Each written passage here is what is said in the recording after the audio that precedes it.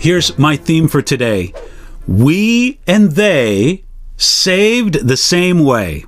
And I'm going to read you from Acts chapter 15, verses 10 and 11, where we read, "Now therefore, why do you test God by putting a yoke on the neck of the disciples, which neither our fathers nor we were able to bear?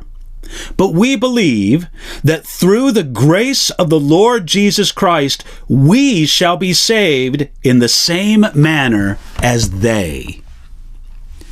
The apostles and leading men of the church gathered at Jerusalem to decide a controversial issue. Many Gentiles were coming to faith in Jesus, but some insisted that these Gentiles had to become Jews first, and then they could become followers of Jesus.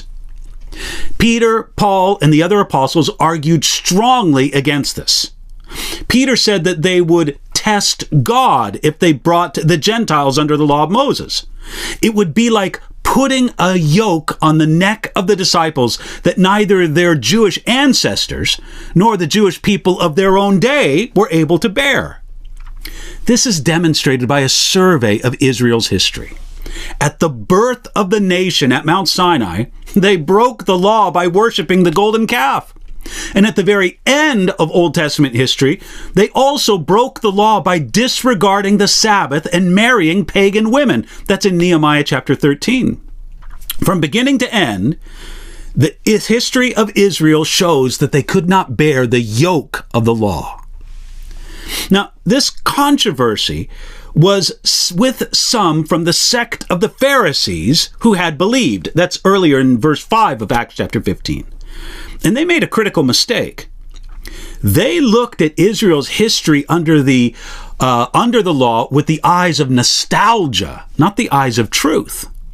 If they had carefully and truthfully considered Israel's failure under the law, they would not have been so quick to also put the Gentiles under the law. Paul made the same argument in Galatians chapter 3, verses 2 and 3. If the law does not save us, then why would we return to it as the principle by which we live? Considering the finished work of Jesus, it offends God when we go back to the law. So Peter asked, "Why do you test God?" Peter concluded with the observation that it is through grace that all are saved, both Jew and Gentile, and not by obedience to the law. If we are made right with God by grace, then we are not saved by grace and law-keeping.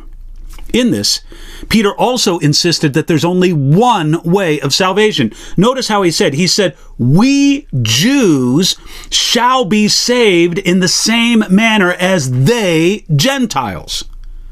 Jewish Christians were not saved, even in part, by their law-keeping. They were made right with God the same way that the Gentiles were, through the grace of the Lord Jesus Christ. Now, we would think that Peter would have said it the opposite way, that the Gentiles could find salvation just like the Jewish people. Yet Peter turned it around and noted that all are saved by grace alone, through faith alone, Gentiles and Jews alike. Peter realized that the good news of salvation in Jesus, and not in ourselves, not in our own obedience, that's good news for everyone. We and they are saved the same way. Have you received and trusted in this good news? God makes it available to you today.